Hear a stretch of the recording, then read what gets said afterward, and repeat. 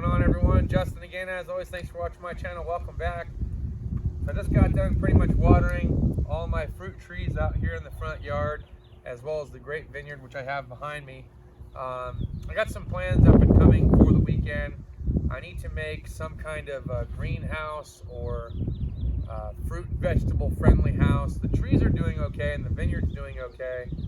I'll tell you this much: the green peppers did not do so good.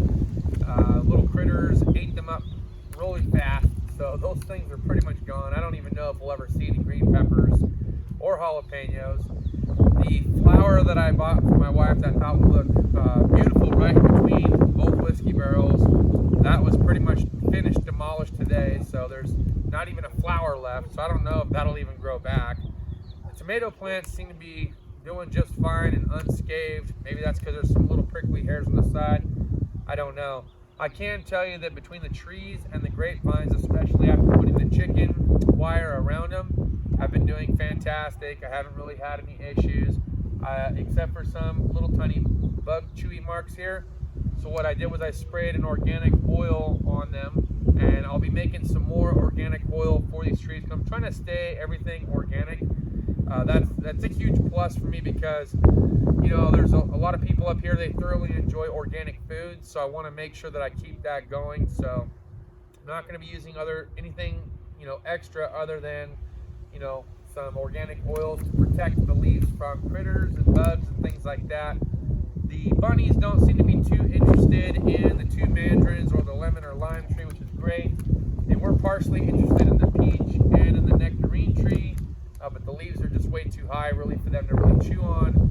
They were pretty darn interested in the grape vineyard, but I went ahead and took care of that. So I also have another whiskey barrel here against the house. I haven't decided what I'm planting in it, since it has been so extremely difficult to put things in there in hopes that they actually will stay alive without having some kind of netting or curtain around them.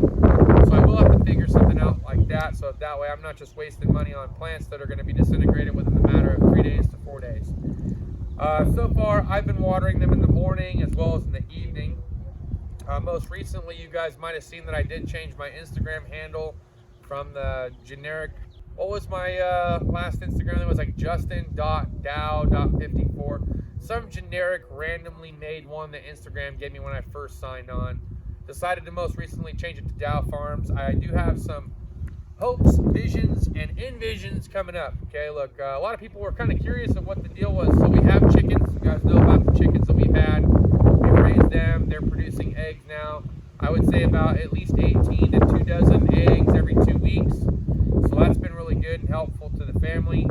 But now with all the shortages kind of going around the world, man, I can't even go to like Little Caesars. They're out of peppers, right? I went to Carl's Jr. They're out of certain seasonings. They had to shut down one of their burgers.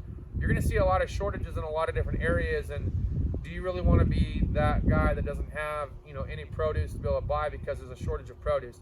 I feel like that's the direction that we're going right now, unfortunately. But there's something that I could do about it, so I did. I decided to start planting trees, and I've been devoting a lot of my evenings and mornings to taking care of my nursery here, as well as the vineyard. So I do want to plant corn as well as pumpkins, but I don't want to just start tossing them in the dirt and then just go gung-ho, right? I want to build an above planters. I want to encapsulate it with some kind of bug netting to prevent bugs from chewing them up too fast, and to keep the critters and squirrels and even the bunnies out of it, so that way they have a chance to actually grow and live without being dug up. Because these little guys will dig everything up. It's just beyond me, right? Makes it extremely difficult. Now, I was asked the question by the neighbor why I decided to do the front yard farm instead of putting it in the backyard. I do want it to be residential friendly-ish. Obviously, I'm not going to want the entire neighborhood to eat up all the fruit every single time there's fruit on the tree, but I have made offerings to either one of my neighbors that are adjacent to me that they can go ahead and feel free to pick themselves some. I'm not going to be the old crunchy, crotchety guy that comes running out every time somebody grabs a fruit. I do want this to be more of like a residential organic farm where everyone can have a little taste, and hopefully we have enough food to supply our family. If in time I do well enough at this first stage of farming to be able to produce enough fruit and vegetables to potentially sell at the farmer's market. Wouldn't that be wonderful?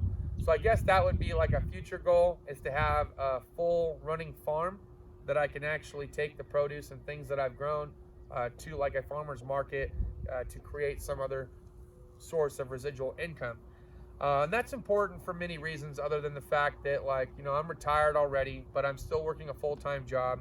When it comes time to fully retire and put the wrenches down, there is something more that I'd like to do, and I don't want to have to wait 2 or 3 years before I'm able to produce any kind of fruits or vegetables. So if I start now while I'm turning a wrench, and if I get good enough at it, I feel like here within about 10 years, I should have sufficient produce, be it vegetables, fruits, peppers, things like that, to include chicken and duck eggs. I think that I'll have a pretty nice mixture of organic farming to where I can actually sell them at the farmer's market. Should life take us a different direction, I decide to buy another house, at least I'll have a better than good idea of what it is I'm able to plant here in the Southern California region. But at any rate, before I go, look, I am still going to be on YouTube, guys. I do enjoy our chats and hangout time. I really do. There obviously hasn't been a lot of like repair videos, how to. You guys can't see what it is that I do on the day-to-day anymore. You guys knew that what had happened there with going to the dealership and everything, so that's unfortunate. I will shoot what I can, when it has to do with some kind of automotive repair video here at the house. If there's a new tool that I get, I'll share that too. But it's just not going to be as frequent or as often. You might end up seeing more videos of me doing stuff here on the farm in the coming months. So for those of you that only came here for the mechanic insight and mechanic tools, and that's all you want to see, look, I apologize ahead of time. There's going to be newer content being added to this channel because my interests have gone a different direction. It's not to say that I'll never have another mechanic insight topic. I'm sure I'll have many. It's not to say that I won't have another tool review. I'm sure I'll have a handful of those. It's just to say this is a new addition to the channel, and I'm going to be doing a lot more videos that involve organic farming and how it is that I'm putting this whole thing together here in the high desert regions of Southern California. Well, I'm going to go ahead and wrap it up, guys. Look, I hope you're enjoying your work week so far. Cheers to those of you that have your beers, and we'll see you guys next time. Deuces.